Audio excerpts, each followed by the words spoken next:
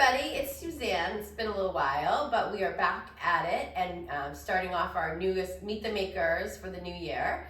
And today we're here with Anthony Davis down at For the Boyz Barbershop, which is in an awesome location. I've actually never been in this building. It's the depot building right along the bike path. So sweet location, because I imagine you get kids that can just walk here after school or ride their bikes. It's fantastic. Bikes, you can walk, and I feel like everybody kind of knows the bike depot. Oh yeah, it's like if you live in town, or if you don't, it's a fixture. So it's totally great, fantastic. Great spot. And I love the build out. We were loving the craftsman stations that you have. So tell us a little bit about yourself and how you started the business. Well, so out of college, worked in hospitality for. God bless you. Yeah, it was great for about 10 years. Very good to me. I met my wife in it, nice. And I got to the point where I was kind of ready to do other things. My kids were getting a little bit older. They wanted me to do the coaching their teams and being at all their recitals and all of those things.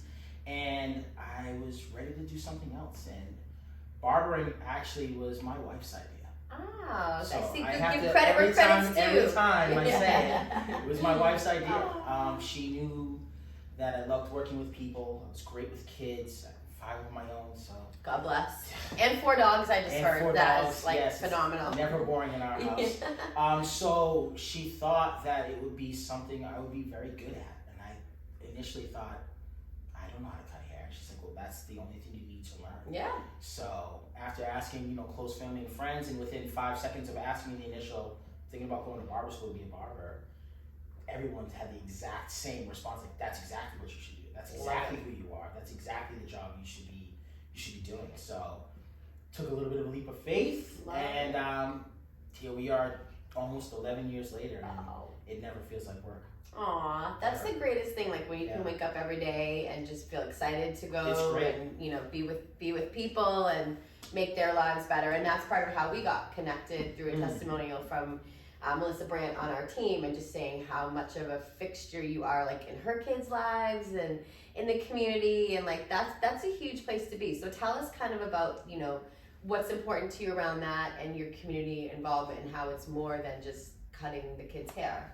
So for me, I feel like, and especially I guess in this day and age, that it's very important to have people who kids can come to and maybe speak more freely than they would in their own house, or they feel as though they have an outlet. And for me, having kids of my own and understanding that, I think that was very important. That was a lot of the reason why I named the shop what I named it, For the Boyz, because it's more than a haircut to me. It's what I'm doing when I feel like I'm trying to make an impact in someone's life, saying that one thing that maybe clicks or pushes them to do something they weren't planning on doing, or trying something that they didn't think they were capable of.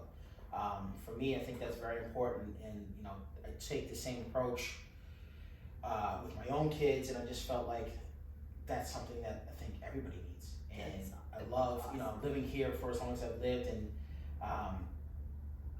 this town has been great to me, so it's just my way of kind of paying it forward. That's so cool. We're so lucky to have you. And you live in Bedford too? I live in Bedford, have been since 2005. Nice. 18 years now. And if you're willing to share, what's the age range of your youngest to your oldest kid? So of my 5, ranging right now from 26 down to 13. Oh my, wow. 3 boys, 2 girls. Partridge in a pear tree, 4 dogs, a puppy. Might as well be.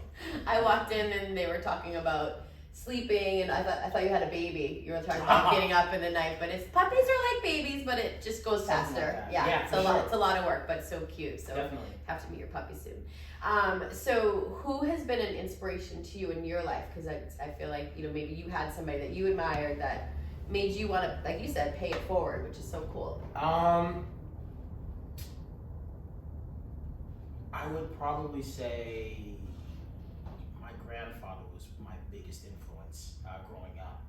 I lost him at 16, unfortunately, but just how he lived his life and the things that he did, and a lot of the values that he instilled in me. He happened to be the first African-American administrator in the city of Somerville. No kidding. Yes. So, that's awesome. Education was paramount in my family, and always kind blazing your own trail, like never accepting just the status quo, and always pushing yourself to be better, and kind of just being an example for others to follow. That was something instilled in me at a young age, and here I am at 42 years old, and it still rings true in my mind every day. He'd be so proud of you too. I'd like to think so. Yeah, that's awesome. And that's a great segue, because part of why we wanted to talk to you right now is it's February, Mm-hmm. Everybody's celebrating Black History Month and trying to, figure out how we can bridge some of the gaps, Sure. in these communities and bring things to light, and maybe sometimes even have uncomfortable conversations that people don't really know what to say or how to approach it. So is there anything that you can share around that? I would just say, just be open. Yeah. Everybody has a story, and just be open to hearing it. Everybody has different life experiences. Everybody comes from different walks of life, whether it be an ethnic background, whether it be religion, whether it be anything. Totally. It's just be open. I'm an African American owned business in a predominantly, white town. Mm-hmm. But to me, that didn't stop me from feeling as though I had something to offer, or I had something to give. And I feel like every time somebody comes in, and they're new, or they've come multiple times, it's never the same. Right. And I think that I try to just,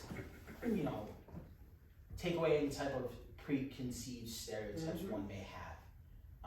I try to just walk and live that example in my work and in my just everyday life. So I would say to anyone, just be open. You never know until you stop and listen.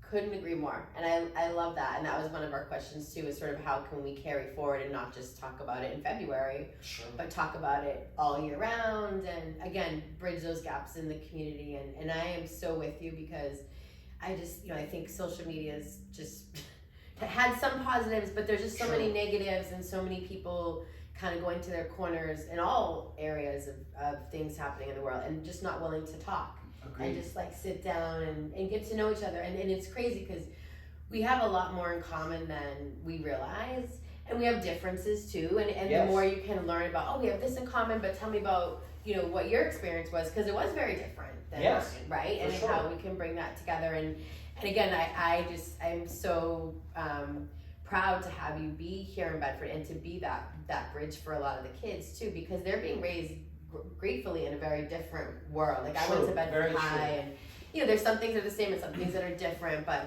I feel like our kids they're like a fresh chance, because they don't necessarily have the things that we experienced growing up, right? 100%. So it's just such a positive motion, and I love it. So I appreciate you being open about that too, and being someone that people can talk to.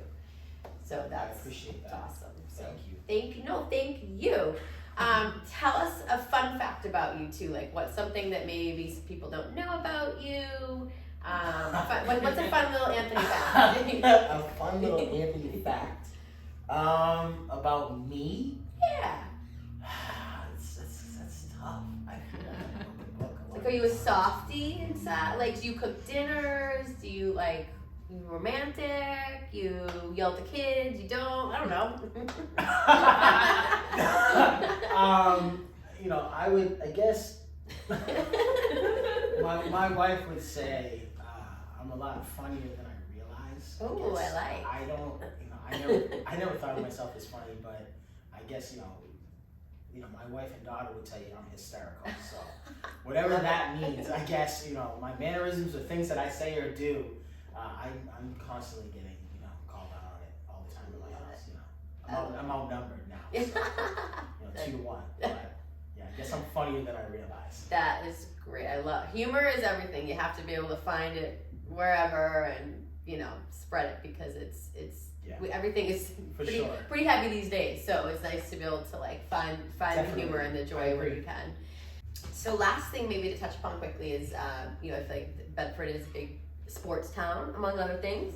Sure. And I've heard that you coach the 8th grade girls basketball. Yes, I am currently currently coaching the girls' 8th grade travel basketball team, and couldn't be more fun. That's awesome. I just love it. I enjoy spending time with my daughter. Yeah. You know, I've known all of her friends and all these girls since they were little, so kind of just being there to kind of give them some, you know, words of wisdom or give them some confidence where it's needed. It's not so much that they need to learn the game; they're good on their own. That's great. But you know, just being able to give someone the confidence to do something or to try something that they're a little uncomfortable doing. That's where I feel coaching's been a big part of my life, even since a very young age. Whether it was I've coached baseball, basketball, football for my kids, even before I was a parent. No way. Yeah, as a teenager. I love it. Did you play sports? I did. Played sports through high school, Nice. etc. But you know, it was a big part of my life. It still is a very big part of my life. I have a son who's playing football collegiately at Westfield State. Get out! Oh my gosh! Yep. That's congratulations. Thank you, yeah. That's huge. And We're a big football family. My eldest daughter, played 3 years of collegiate basketball at Westfield State also. Wow! No way. So Wow. sports has been a big part of our family dynamic. Yeah. I think it can teach kids a lot of different things. Team Oh, sports, I learned more, I feel, about myself and who I wanted to be as a person, even more than in the classroom, out with my friends, kind of working towards one common goal. Totally, and a good coach. Together. Yeah, exactly. And a good coach, and I had a lot of good coaches in my life, and you know, I think it's very important, those role models to have. I couldn't agree more. Sure. Yeah, and thank you for giving back because it's a lot. It's a big time. My 9-year-old just started playing basketball, and I did the clock a couple times at the game. Only messed up a few times. It's stressful. When you get the buzzer, bzzz, I love that moment. I'm like, I got the power, the buzzer. But it's been so much fun, and it's great to see kids trying new things and have coaches that encourage them. Like even if you're not the best, you know, out there, like just come and try it, and we're gonna support you and give you a chance to play. Definitely. And, you know, learn something new. So that's awesome. Well, thank you for all you do, and make sure you come on down and see this awesome shop. And I can picture people kind of hanging out here too and having fun. It smells really good in here. And we'll share a link for all of your hours and how to reach out and how to book appointments and things like that. So thank you for doing this. It was really awesome to meet you. Thank you. Thank you.